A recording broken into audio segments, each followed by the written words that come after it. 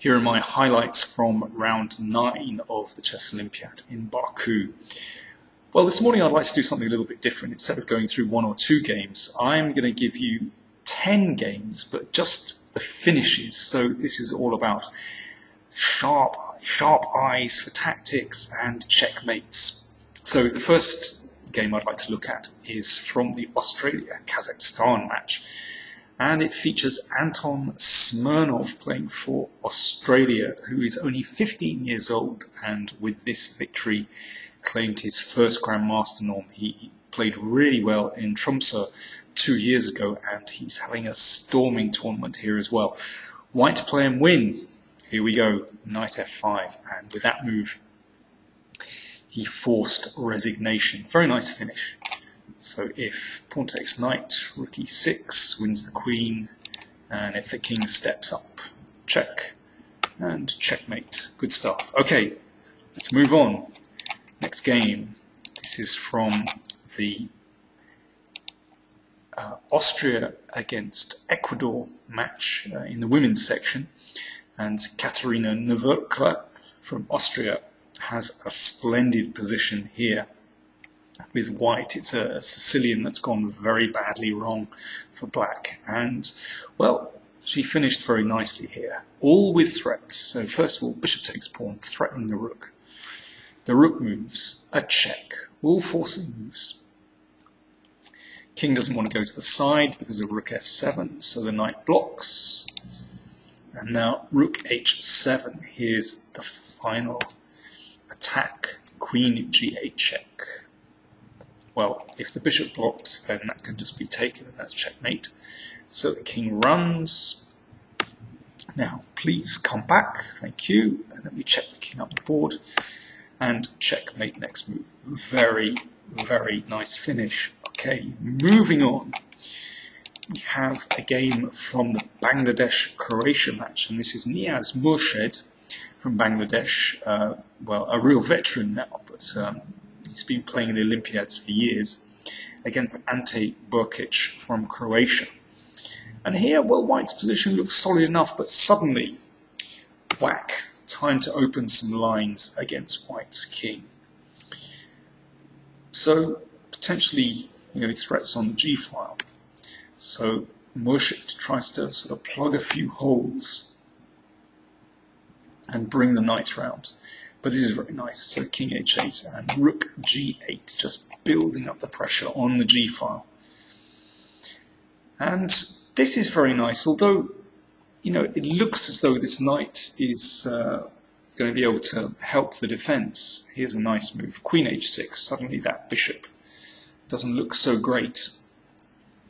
So king h2 to defend the bishop, but then f4 is an absolutely crunching move, just opening up the lines.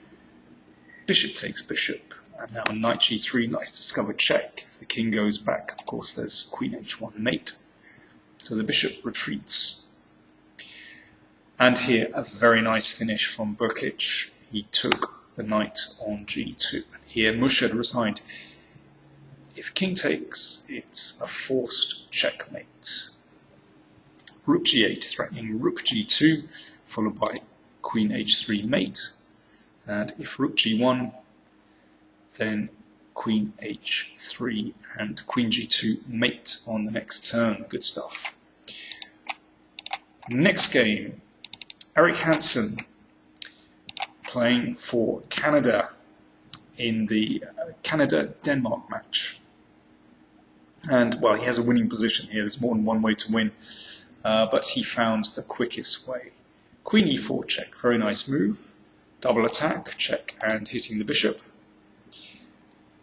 When the bishop came back, pin and win. Ooh, has he overlooked something? No, but it is pin and win if you take, and then you pin this way.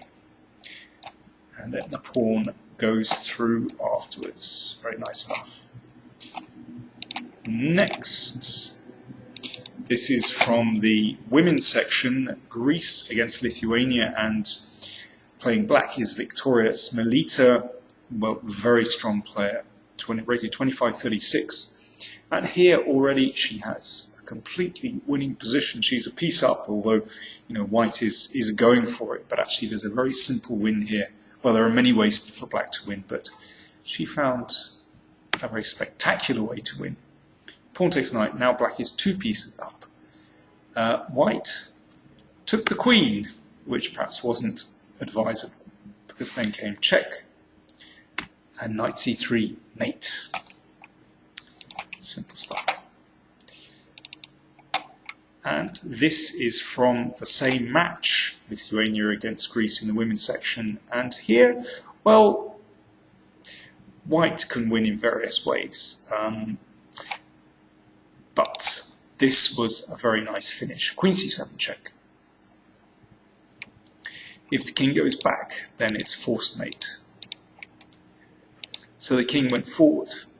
Now, you could, pick up a piece here and, well, white has various ways to win, but white found the quickest. You can drive the king all the way up the board, of course. She'd foreseen what was coming, and mate on the other side of the board. Very nice. Next, we have a game from the Indonesia-Malaysia match. Utut Hadianto, well, a veteran now, but a very, very strong and experienced grandmaster.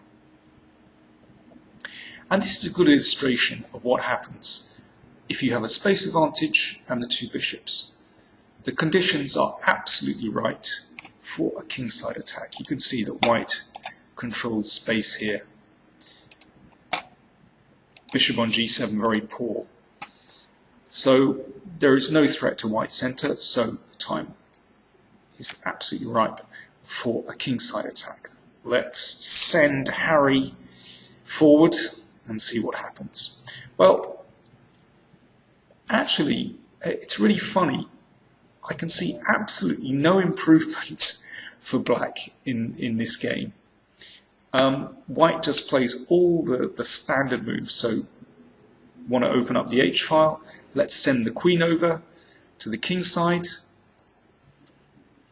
The bishop comes in on the dark squares, accompanied by the queen.